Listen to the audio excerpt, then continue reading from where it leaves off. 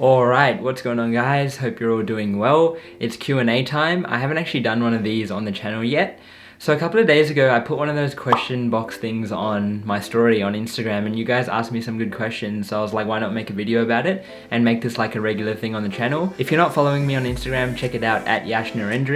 And if you have any questions related to photography or filmmaking, just send me a DM and I'll try to answer it in these Q&A videos. Alright, so the first question is, what lenses do you have? Now this is a question that I get asked like all the time, is what lenses I use. So I'm currently filming on the 24-70 G Master. You guys have probably heard me talk about that lens so much. It was the first lens I got with my Sony a7 III. I pretty much use it for everything. It's always on my camera. 24-70 is just a great focal length. I think every photographer or content creator should have a 24-70 in their bag. My other two lenses are prime lenses. So I have the 85mm f1.8, the Sony version. I made a video about this. If you guys want to go check it out, I'll link it up here somewhere. But I pretty much got this lens for portraits and b-roll. It does an amazing job for portraits and that really cinematic compressed b-roll, so that's why I got this lens. And the last lens I own is the 50mm 1.8, the Sony version. A nifty 50 is always just a great lens to have in your bag. It's really cheap. I think it's like the closest focal length to what the human eye sees. So yeah, it's just a good focal length to own for photo and video. What lens do you use for street photography? So another common question is for street photography. Obviously when I only had the 24-70, that was what I was using, but since I got these prime lenses, I mainly shoot street on prime, just because you get that extra bit of sharpness, and also the 1.8 aperture really helps in low light situations and just giving off better bokeh in general. So yeah, I'll usually switch between these.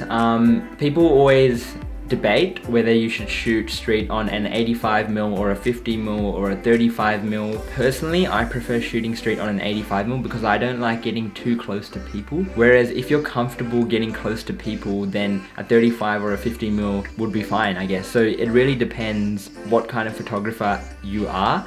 And if you don't mind getting close to people, then yeah, 35mm is great. But 85mm, I just find that it works better for me, whereas I don't have to get too close to my subject and I still get the shots that I want. Drop some creative ideas in a video. So if you guys watched my last video with Sky, my dog, we tried to get creative at home. Over the next few weeks, I have some ideas planned where I'll be doing more creative home videos because with all the social distancing rules, I won't be leaving the house much over the next few weeks or months, however long this takes. You can also go and check out some of my older videos, but yeah, a lot of creative ideas on the way, so look forward to that. What would be your best advice for young creators trying to make money like 14 to 18 years? So this is a really good question. So what I reckon is just really start putting yourself out there. So go onto Instagram and message small businesses like clothing brands, cafes. They usually need a lot of content for their page, and you can pretty much tell when their content is average, like they might just be iPhone photos that are unedited. You want to target those kind of small businesses and just message them and be like, hey, I think that your business could really benefit with some professional content.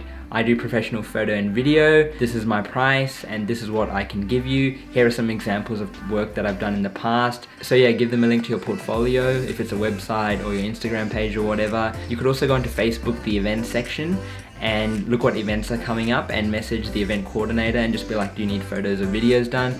Again, same process in terms of showing past work, pricing and things like that. And a third option would be to actually physically walk into places. So I know North Borders has made some great videos on this where he's just gone into car dealerships, cafes and asked if they need photos or videos done. So that's also a really good way. Don't get discouraged if you get rejected. Just keep on going and keep the grind going. Like, there's only a certain number of no's you're gonna get before you will receive that yes. So yeah, just hang in there and just keep trying, and yeah, that's kind of how you develop your portfolio at a young age. And as you grow and as you get better equipment, you can start charging more, you can maybe build your own content creation business. But yeah, it's all about just putting yourself out there and getting started. Would you consider yourself a videographer or a filmmaker? To me, the story is really important. And recently I've been focusing a lot on improving my storytelling abilities. Even if it's just a vlog about photography ideas, you're still creating a short film, in my opinion, because it's how you're telling that story to your audience, and that's what makes a filmmaker. It doesn't mean you're going out and shooting commercial Hollywood style films or anything, but a filmmaker is essentially, to me, someone who is telling a story, whereas a videographer isn't necessarily telling a story. They could just be videoing anything.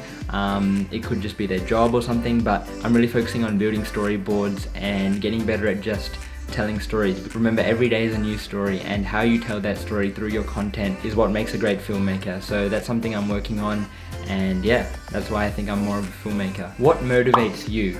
So this is a question that is very subjective, I guess, but essentially I love creating content. Like, that's my passion. I love taking photos, I love making videos, and I'm extremely passionate about it. What motivates me is getting better at something that I love doing. So I really want to get better at creating content, and that just keeps me going. My best advice to you guys would be just to find something that you really enjoy doing, and in order to get better at that, you're gonna have to just keep putting in hours, and that's gonna keep you motivated. What are your thoughts on you creating a short film? This is something that I definitely will be doing.